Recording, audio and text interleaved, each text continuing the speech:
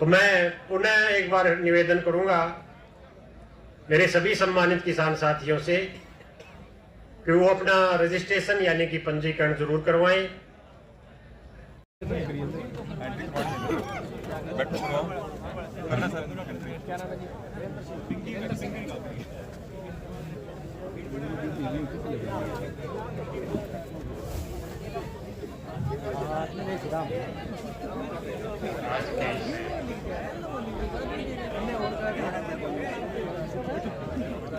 एक दिवसीय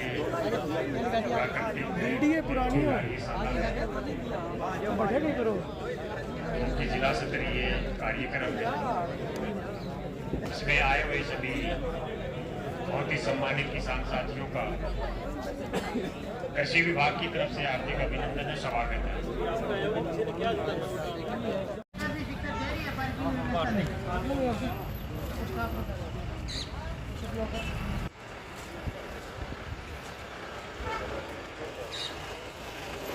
इधर ले आओ गाड़ी।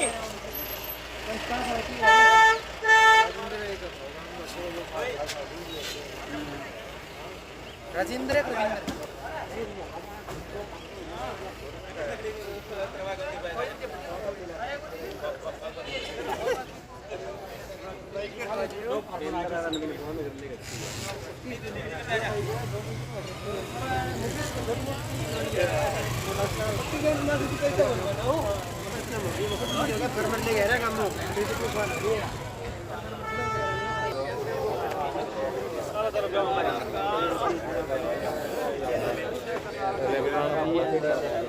के पास ये मदन जी है खैरवाड़ा से। ये मदन जी है खैरवाड़ा से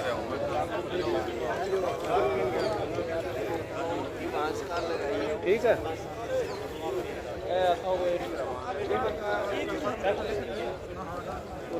वो जो BSNL का ऑफिस है BSNL से है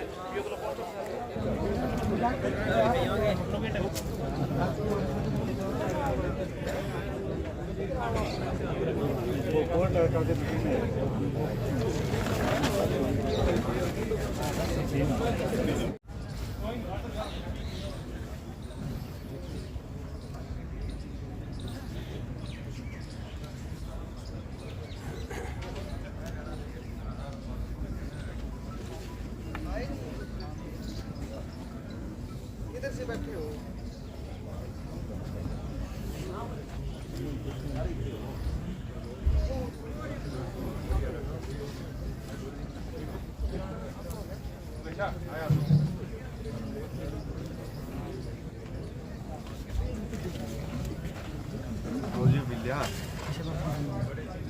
जी राम राम।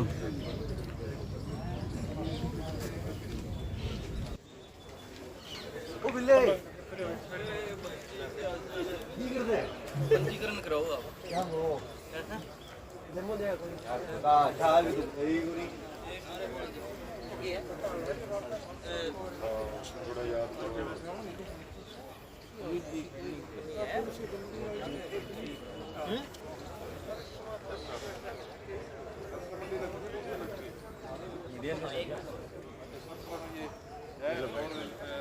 में वो है पुराना ट्रेडिंग क्या नाम है आपका? बुधराम शर्मा। इस तरह के बड़े यूनिक प्रोडक्ट हैं। अब मैंने आप ही बताया कम से कम पशुओं को जो आप चारा डालो जहर मत डालो।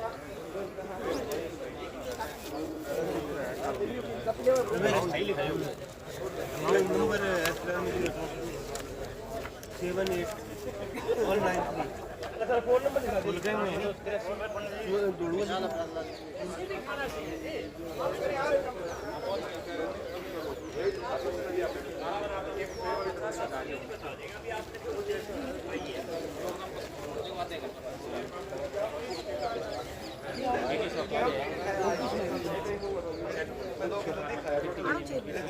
मैं बहुत कम खाता हूँ।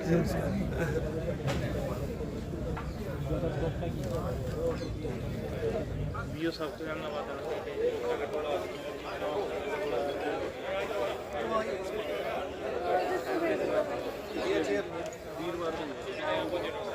सारी एक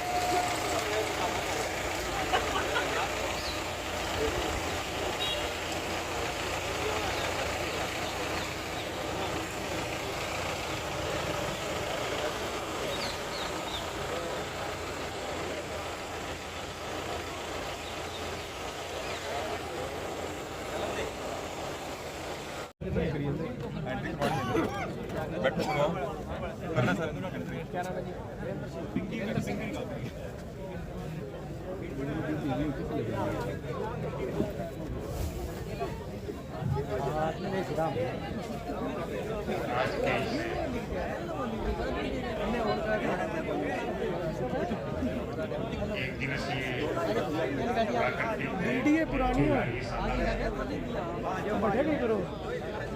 जिला स्तरीय कार्यक्रम है।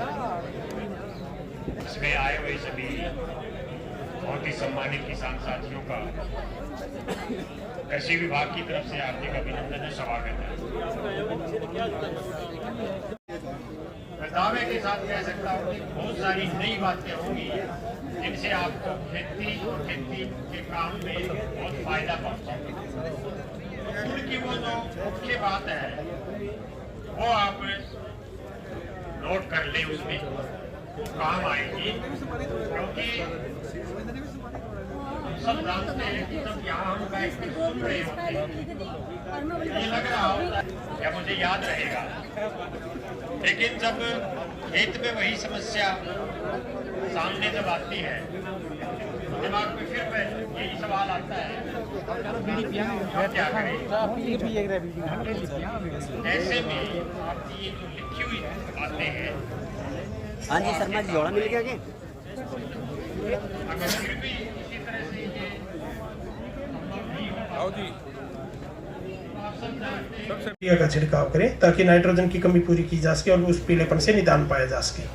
इसी तरह से जो सल्फर की कमी भी आती है फसल में, सल्फर की कमी से ऊपर के पत्ते पीले होते हैं, हल्का पीलापन आ जाता है। जो पौधा है उसके अंदर ऊपर से के जो 3-4 पत्ते उनमें हल्का पीलापन आ जाता है।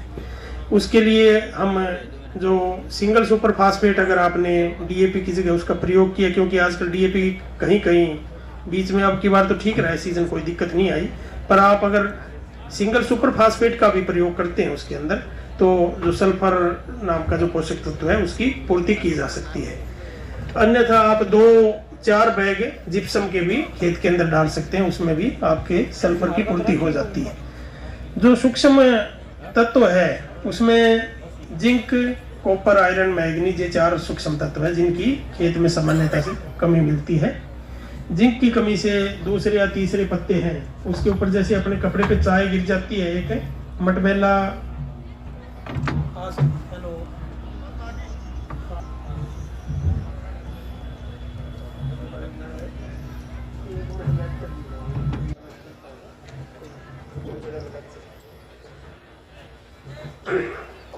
जिंक की कमी से जैसे कपड़े पे चाय गिर जाती है, इस तरह के चटका सा हो जाता है। आप पत्तों को देखोगे तो उसके ऊपर आपको धब्बे मिलेंगे, तो उसमें आधा किलो जिंक सल्फेट का स्प्रे 100 लीटर पानी में घोल के किया जा सकता है। जो 21% वाली अपनी थैली आती है 10 किलो वाली, वो उसके लिए उपयुक्त है और ज़्यादा उसमें खर्चा भी नहीं पड़ता। इसी तरह लोहे की कमी भी, जो काफ़ी भूमियाँ हैं जहाँ सघन खेती होती है वहाँ लोहे की कमी आई हुई है, तो पत्ते का दूसरा या तीसरा पत्ता है उस पर धारियाँ बन जाती है, हल्के पीलेपन के बीच में जो सिराएं होती है पौधे की वहाँ धारी बन जाती है। तो उस कमी से निदान पाने के लिए आधा किलो फेरस सल्फेट 100 लीटर पानी में घोल के स्प्रे किया जा सकता है। मेरा नाम मदन लाल सुतार, गांव केरवाड़ा, तहसील रानिया, जिला सिरसा, हरियाणा। तो आप ये जो नेचुरल खेती जो आपने यहाँ लगा रखी है, ये वास्तव में सारा आपका जो प्रोडक्ट है सारा नेचुरल में है? हाँ, नेचुरल में है जी। मैं पिछले 20 सालों से नेचुरल कर रहा हूँ जी। तो गिर गाय है जी मेरे पास, गिर गाय के गौमूत्र और गोबर से जो कर रहा हूँ, जीवा अमृत, घनजीवन अमृत और नीम रसायन, ब्रह्म अस्त्र, 10 दानी से हम जो प्राकृतिक खेती कर रहे हैं, ये सारे प्रोडक्ट मेरे बिल्कुल प्राकृतिक है जी। धन्यवाद। तो अब आप 20 साल से कर रहे हो? हाँ, 20 साल से कर रहे हैं। तो अब आम किसान को आप क्या संदेश देना चाहते हैं? आम किसान को यही देने चाहते हैं जी, आजकल बीमारियां ये रासायनिक खेती में बहुत बढ़ रही है। आप प्रकृति की तरफ से जा सकते हैं, प्राकृतिक खेती कर सकते हैं। जो कि हमारी पारंपरिक खेती है वो ही प्राकृतिक है। रासायनिक खेती को छोड़कर आप प्राकृतिक खेती पर जा सकते हैं। तो इसका लाभ कितना हुआ आपको? उस खेती में इस खेती में कितना अंतर नजर आया? ज़्यादा नहीं है जी, आप लगातार करो तो ज़्यादा प्रोडक्शन का फर्क नहीं पड़ेगा, लगभग सेम ही हो जाता है जी। पर ये तो करने पर है, थोड़ी सी मेहनत ज़्यादा है जी इस खेती में। ये आने वाले भविष्य के लिए कैसी रहेगी? ये आने वाले भविष्य के लिए बहुत अच्छी है जी। इनमें नेचुरल है, बिल्कुल नेचुरल है, कोई हम केमिकल नहीं घेरते हैं जी। हाँ जी, मैं जो प्राकृतिक खेती कर रहा हूँ ये नेचुरल प्राकृतिक खेती है। ये देसी बीज पर कर रहा हूँ। जैसे देसी बीज मैंने महाराष्ट्र और आंध्रा से, मध्य प्रदेश से जो एकत्रित किया है वही बीज आपके सामने है और मैं सभी किसान भाइयों को देना के इच्छुक हूँ। अपना परिचय। Myself deputy director agriculture doctor Sukhdev Kamboj. Sir, आज ये आपके ऑफिस में क्या कार्यक्रम चल रहा है? आज हमारे जिला सिरसा के अंदर जिला स्तरीय नेचुरल फार्मिंग पे एक वर्कशॉप का आयोजन किया जा रहा है, जिसके अंदर जो हमारे जिला सिरसा में जो किसान जहर मुक्त खेती करते हैं, नेचुरल फार्मिंग करते हैं, उनको इनवाइट किया गया है। उनको यहाँ ट्रेनिंग दी जाएगी कि कैसे आपने नेचुरल फार्मिंग करनी है। इसके अतिरिक्त जो हमारा पीछे CRM का कार्यक्रम रहा है, उसके अंदर जिस पंचायत, जैसे हमारी 4 पंचायतें थी जिसमें मंगाड़ा, झोड़नाड़ी, मल्लेका और देसू मलकाना, ये रेड विलेज थे हमारे, और रेड से ग्रीन पे आए हैं। मतलब इनके अंदर 0 बर्निंग रही है जो पराली की, तो उनको भी यहाँ सम्मानित किया जाएगा। इसके अतिरिक्त हमारे जो बेस्ट वर्क कर रहे हैं, जिन्होंने CRM के अंदर बहुत अच्छा कार्य किया है, सराहनीय कार्य किया है, उनको भी सम्मानित किया जाएगा। इसके अतिरिक्त जो नेचुरल फार्मिंग कर रहे हैं किसान, उनको भी सम्मानित किया जाएगा, प्रशंसा पत्र दिया जाएगा। आज के इस कार्यक्रम में हमारे मुख्य अतिथि हमारे अतिरिक्त उपायुक्त महोदय श्री वीरेंद्र सहरावत जी रहेंगे।